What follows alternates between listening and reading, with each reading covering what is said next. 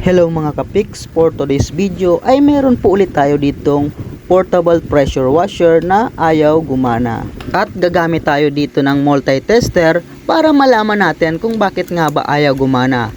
At isiset na rin natin sa resistance or sa ohms yung ating tester at iseselect na rin natin dito sa buzzer para mabilis po nating malaman kung meron nga bang continuity.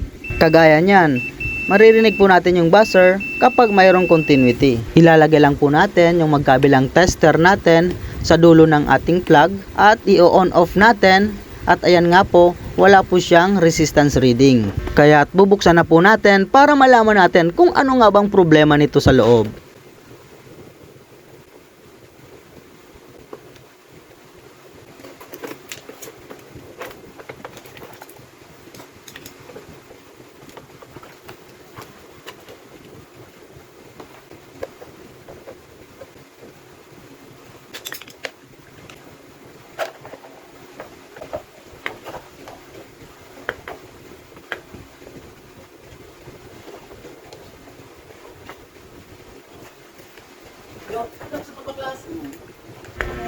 At ayan, natanggal na po natin at bumungad po sa akin etong marumi at maitim na commutator.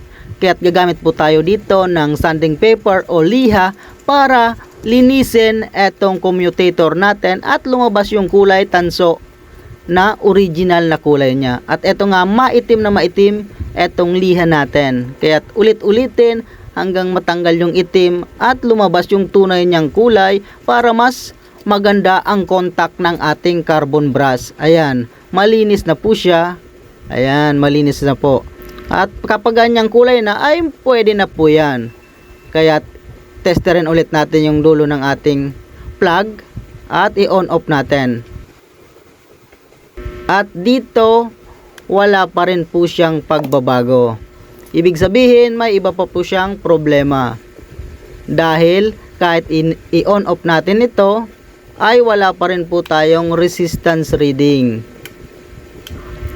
I-off muna natin at subukan po nating i-plug para i-testing natin kung gagana. So eto, naka-plug na tayo at susubukan po ulit nating i-on.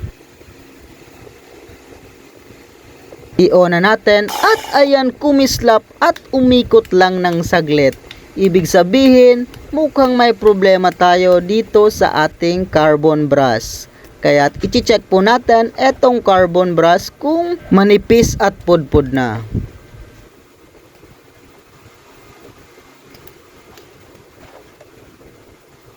I-check nga natin etong lumalapat na carbon brush dito sa ating commutator at dito sa kabila okay naman, at dito mukhang manipis po dito sa kabila at konting-konti lang po yung lumalapat. Kaya tanggalin na po natin para ma-check na po natin ng maayos.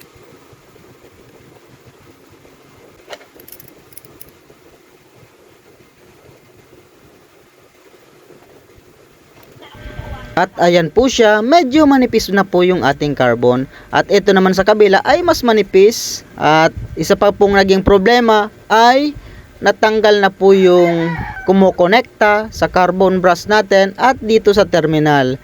Kaya naman kailangan na po nating magpalit ng isang set ng carbon brush. Thanks for watching. Bye bye.